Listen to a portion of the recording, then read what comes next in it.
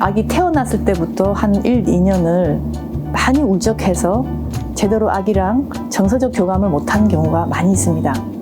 기분의 변화가 심하고 짜증이 많고 정신적 에너지가 부족해서 아기하고 많이 놀아주기가 힘들고 가장 아이에게 나쁜 영향을 미치는 게 산후우울증이다. 심지어 조현병이 있는 어머니들보다도 더 나쁜 영향을 미친다는 그런 연구 결과가 있을 정도이니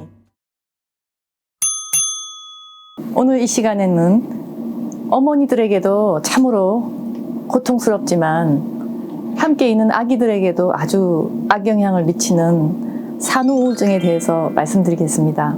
많은 여성들이 아기를 낳고 나서 초반에 한 일주일 동안 잠시 기분이 좀 나빠지거나 울적해지는 소위 말한 포스트파tum 블루는 아주 흔한 현상이죠. 거의 한 60, 70%의 산모들이 다 겪는다고 하는데요.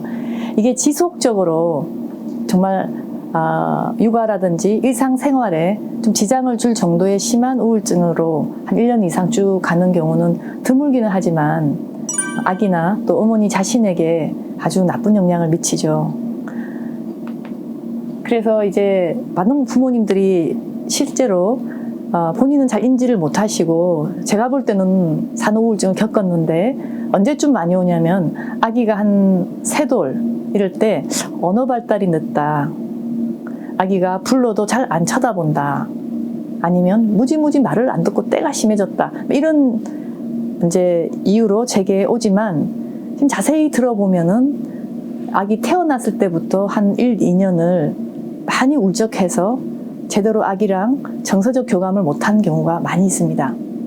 그래서 이제 보통 어머님들은 생각에 나는 우울증이 아니다라고 생각하시는 이유가 많은 분들이 거의 입원할 정도로 심하게 기운이 없고 잠도 안 오고 너무 슬프고 짜증나고 죽고 싶고 이 정도 돼야지 우울증이라고 생각을 하시지, 사실 그 정도 되면 너무 중증 우울증으로 입원해야 될 정도거든요, 제가 볼 때는. 그런데 조금 더 그거보다 가볍게 기분의 변화가 심하고 짜증이 많고 정신적 에너지가 부족해서 아기하고 많이 놀아주기가 힘들고, 사실 이 정도만 돼도 여러분 중간 정도의 산후우울증, 즉 좀 치료나 개입이 필요한 산후우울증이라고 저는 생각합니다.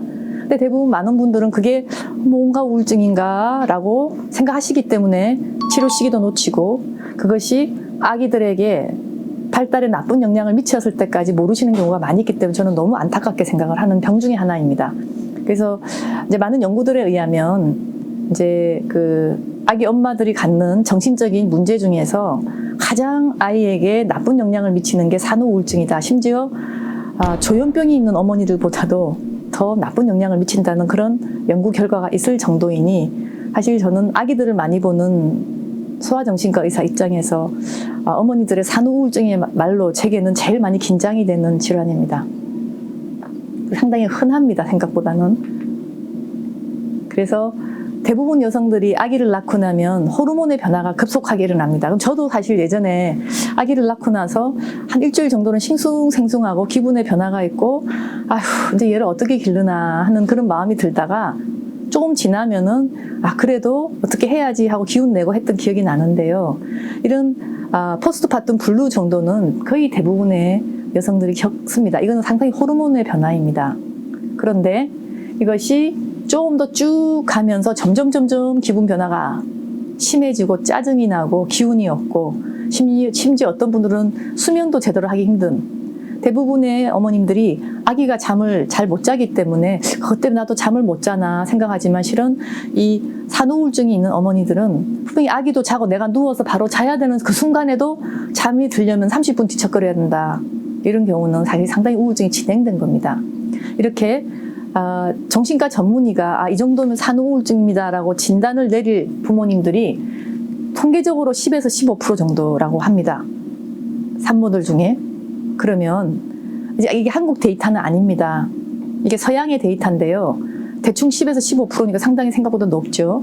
근데 제 개인적인 감으로는 요즘 한국에는 좀 더 많은 것 같습니다.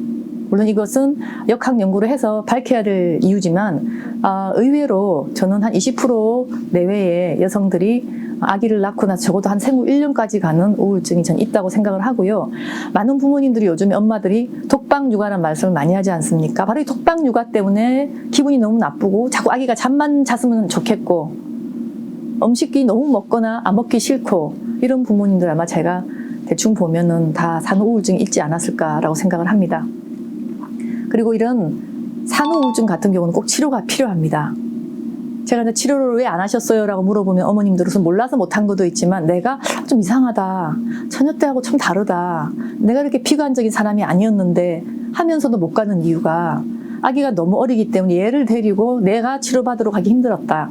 그것은 현명하게 그 대체를 해서 육아하실 분을 구해서라도 굉장히 적극적으로 자기 관리를 하셔야지만이 아기한테도 좋게 됩니다. 한 재미있는 연구가 있습니다. 서양에서는 10에서 15% 정도가 산후우울증이라고 하는데 어느 아프리카의 한 부족에서는 산후우울증이 거의 없다는 그런 보고가 있었습니다. 그 부족은 어떠냐면은 평소에는 여성이고 남성이고 너무나 일을 많이 하고 멀리서까지 물을 길어와야 되고 이런 부족인데 아기를 낳은 산모들만 1년 동안 이 고된 노동에서 해방을 시켜서 아기만 돌보게 하는 그런 아프리카의 부족들은 어머님들이 대부분 산후우울증이 없다고 합니다. 그 얘기는 뭐냐면 이 산후우울증에 걸리는 어머님들이 대부분 자기의 어떤 내적인 그런 요인도 있겠지만 사회에서 충분히 지지를 해주지 않기 때문에 아기를 낳음과 동시에 혼자서 아기를 다 육아를 하면서 사회와 고립되고 주변으로부터 고립되기 때문에 생기는 병이 아닌가라고 하는 학자들도 있습니다. 그만큼 주변의 지지와 또 예전에 나랑 같이 감정 교환을 잘 했던 사람과의 지지를 계속 유지를 하시는 것이 산후우울증 예방에 굉장히 중요하죠. 아기가 암만 사랑스럽더라도 이 아이만 보고 하루 종일 있으면은 우울증에 훨씬 더 빨리 걸릴 수가 있습니다. 그래서 원인을 우리가 보통 보면은 연구를 많이 해보면 호르몬의 변화라든지 육아 스트레스 등의 환경 요인도 많이 얘기하고 있고 특히 이제 어떤 여성들이 더 많이 취약하냐면 과거에 우울증이 좀 있었던 분들, 그다음에 아기를 낳고 나서 건강 상태가 무지 안 좋아지는 분들이 계세요. 허리가 아프다든지 아니면 아기를 안으면 팔이 너무 아프다든지 이런 딴 통증과 함께 있으면은 우울증이 당연히 더 많이 오고요. 그리고 또 부부 사이가 또 안 좋아지는 경우에도 산후우울증이 많이 온다고 돼 있습니다.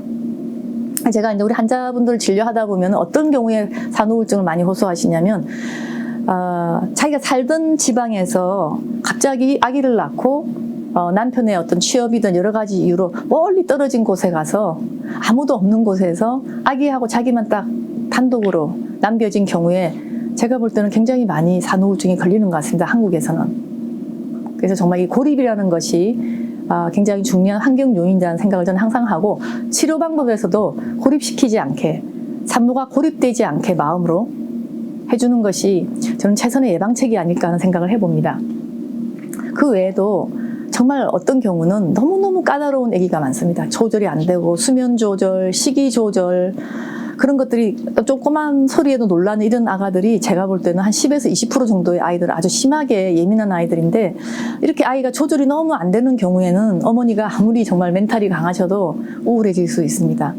그래서 너무너무 까다로운 아이들 같은 경우는 정말 부부가 함께 서로 손에 손을 맞잡고 길러야지 한 어머니한테만 아기를 맡기면은 엄마도 우울해지고 아기는 더 나빠질 수가 있습니다. 이런 어떤 위험 요인들을 우리가 자세히 살펴야 될 것 같습니다. 그럼 실제로 어머니가 우울증에 빠지면 자기 몸도 안 좋아지지만 아기 같은 경우에는 어떻게 되느냐 참으로 많은 연구가 진행됐는데요. 우선 가장 그 근거리에서는 산후우울증이 걸린 어머니와 아기는 건강한 어머니와 아기보다는 훨씬 더 상호작용이 많이 나쁘다고 합니다. 그래서 이게 부정적인 모아 상호작용이라고 부르는데 많은 연구에서 아이하고 사이가 나빠진다 이런 또 연구가 뭐 저희 점수까지 매기거든. 어머니하고 아기가 놀아보세요. 그리고 점수를 매기면 굉장히 점수가 나쁩니다. 이걸 보여주면 어떤 어머님 충격받으신 분도 계세요. 그래서 부모하고 상호작용이 나빠지니까 당연히 아기의 건강도 나빠집니다. 아기들은 적어도 태어나서 한 2년까지는 완전히 부모에 의지해서 살아가기 때문에 어머니하고 상호작용이 안 잤다는 것 자체가 아기들한테는 위험에 빠질 수 있어서 이런 아이들 대부분 잠도 잘 못 자고요. 식이 활동도 나빠집니다. 지능도 좀 떨어져요. 자, 그래서 제가 말씀을 드리면 바로 이런 상호작용이 떨어지니까 아기가 부정적 정서가 증가해요. 일단 어머니하고 사이가 어려운 아이들은요, 짜증이 많고 사람들이 다가가도 방실방실 웃지 않고 이렇게 경계부터 하는 경우가 많아요. 그래서 이런 아기들은 저희 외래 진료실에 와도 하나도 안 웃고 가만히 이렇게 짜증내는 아이들이 많이 있습니다. 그래서 긍정적 정서 당연히 적고요. 그 결과 아이들 뇌 발달에서도 약간씩 떨어지게 됩니다. 심지어 이런 연구가 있습니다. 심하게 산후우울증을 앓았던 어머니의 아이들은 일반 어머님의 아이들보다 12개월 때 베일리 검사 같은 인지 검사를 하면은 인지 능력이 좀 떨어지는 걸로 나와 있습니다, 이미. 다 치료를 하면은 따라 올라가지만 치료하지 않고 그대로 두면은 그 인지 저하가 계속 간다는 그런 발달 연구 결과가 있지요. 그래서 이미 약간 늦게 옵니다. 엄마가 우울하면은. 부모님들은 모르세요.